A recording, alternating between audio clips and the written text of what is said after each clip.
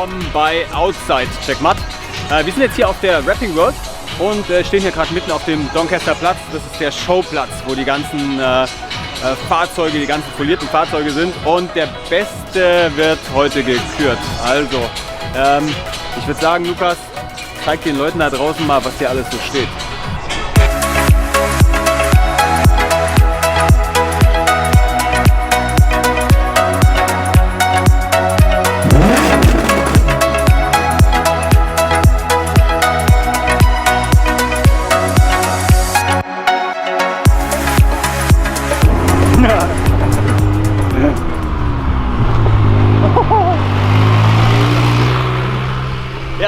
Herzlich willkommen im Eventbereich. Und zwar haben hier Yamaha und KTM aufgebaut und ihr könnt hier, oder wie ihr seht, es wird auch schon fett genutzt, einmal mit den Quads fahren oder mit den Buggies, was auch immer das ist.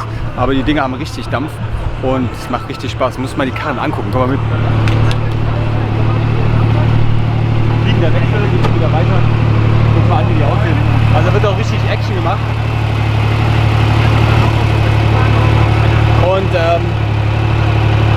also ich würde mir auf jeden Fall ein weißes Hemd auf jeden Fall anziehen, das macht am meisten Spaß. Viel Spaß, danke!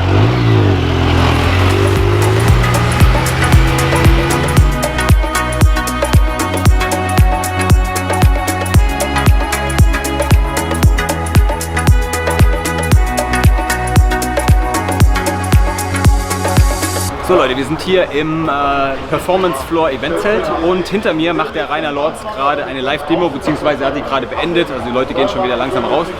Und ganz hinten findet der World Rap Cup statt. Und das macht der Dirk Möbes, da werden Motorräder foliert, da werden Roller foliert, da wird Auto foliert. Also für jeden ist was dabei und die Leute, die haben richtig Spaß im Moment. Weil Avery stellt auch gerade die neue Farbe vor. Ich weiß nicht, ob ihr die schon gesehen habt. Es gibt ja 3 neue Farben von Avery. Und das ist diese Flip-Flop-Farbe, so schwarz, rot. Ja?